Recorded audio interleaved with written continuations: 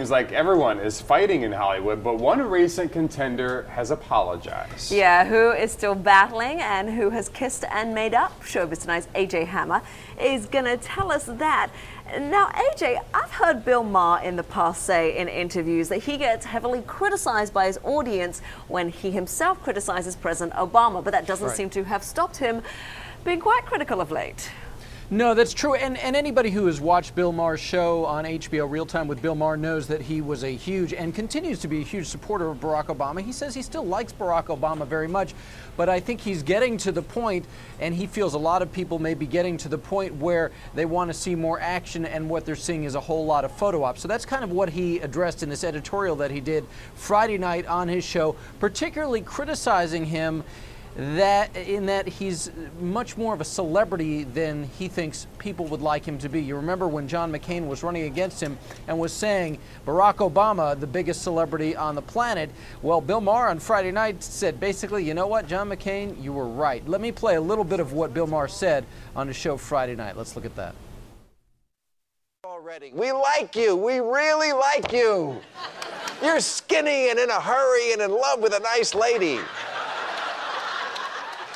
But so's Lindsay Lohan. And he went on to talk about the fact that, you know, it is just too much of the celebrity and going to get a burger with Joe Biden that we're seeing, and not enough of the actual beef of getting stuff done. The thing that sort of strikes me with all of this is, you know, as opposed to our last president, the public has this genuine interest in Barack Obama almost as a celebrity. They want to know everything about what's going on in his life, and that is why the media sort of feeds into that, and that is why some things that may not have been photo ops in the past now are photo ops, and that's why it's on TV all the time. And I think Bill Maher gets that. I think he was just making a broader point, but he really was stressing the idea that he wants to see stuff happening. And he said previously when he has criticized Barack Obama on his show, he's gotten booed for it. He's spoken out since this editorial on Friday night saying that he heard a lot of applause from his audience, so maybe people are on the same page with him.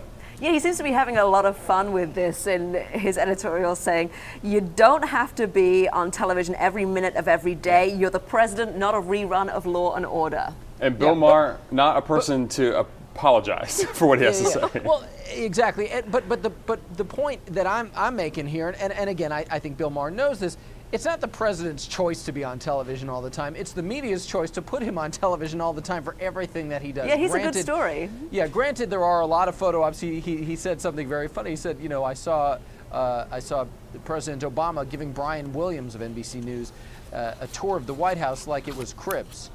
The show on MTV. I saw that, yeah. Okay, we're going to move on from Bill Maher, and we're going to dive into this whole controversy between the governor of Alaska, Sarah Palin, and David Letterman. He apologized for a second time last night, AJ. Yeah, this was a different kind of apology, though. This all goes back to a week ago when he made a joke about Bristol Palin. That's who the joke was actually aimed at. But people turned around and interpreted it as a sexual joke about Sarah Palin's 14-year-old daughter, Willow. And what David Letterman basically said last night was, while that was not my intent, that is how it's being perceived, and that is my fault. Let's look at David Letterman on the Late Show last night.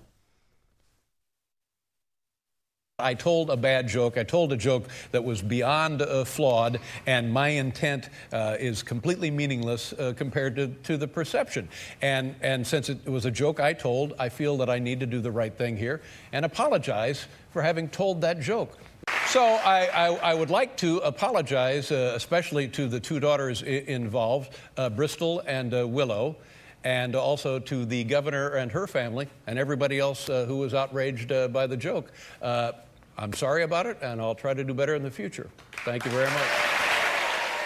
Yeah, so there you go. I think what happened, guys, is things just got way out of control with the amount of spin this has taken on and the fact that it took on a life of its own.